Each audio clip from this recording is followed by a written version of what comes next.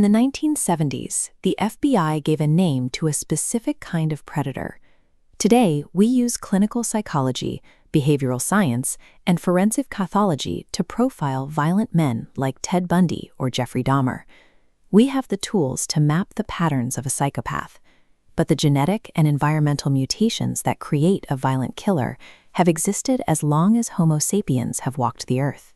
The scientific framework we use to identify them is barely 50 years old, which raises a chilling question. How did our ancient communities explain the sudden, repetitive slaughter of their citizens without the psychological vocabulary to understand it? They couldn't fathom a human mind broken enough to kill purely for sport. Instead, they looked for answers in the supernatural. They blamed curses, they blamed demons, and they blamed shapeshifters to make sense of the carnage occurring in their own villages. Folklore effectively served as a primitive survival mechanism, a diagnostic tool to categorize a predator one day known as the serial killer. To understand these predators, we look at modern neuroscience. In a serial killer, we see a severely underactive prefrontal cortex, the region responsible for empathy.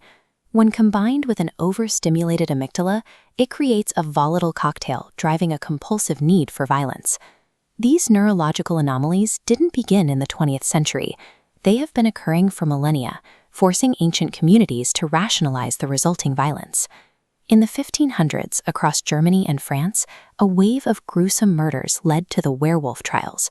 Men like Peter Stump were accused of literal shapeshifting because they mutilated their victims in ways that seemed impossible for a human to conceive. These trials provided a framework to manage the unmanageable.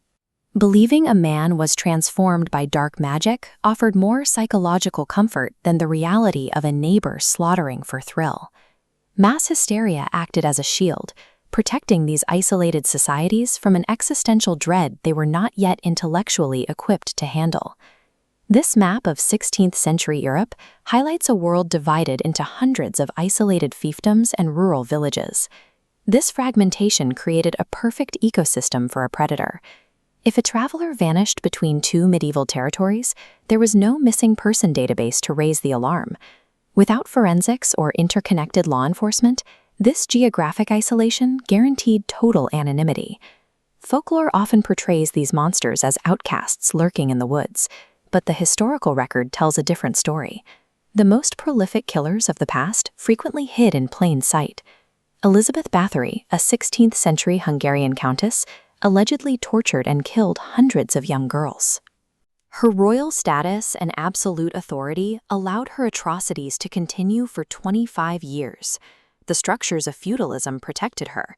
Peasants who dared to complain about their missing children were executed for slander, as the law was designed to serve the nobility, not the victims. Because the legal system shielded the powerful, the public was forced to blame their disappearances on woodland spirits and vampires. Current profiling data suggests that thousands of serial killers are active globally today, even with our modern surveillance and forensic capabilities. If you project that statistical ratio backward across 10,000 years of unpoliced human civilization, the scale of the horror becomes visible. In the past, many psychopaths found state-sanctioned outlets for their bloodlust. They operated as village executioners or battlefield commanders, where their violence was rewarded rather than investigated. This reveals a past where thousands of victims remain buried in a graveyard of secrets, their killers remembered only as respected elders.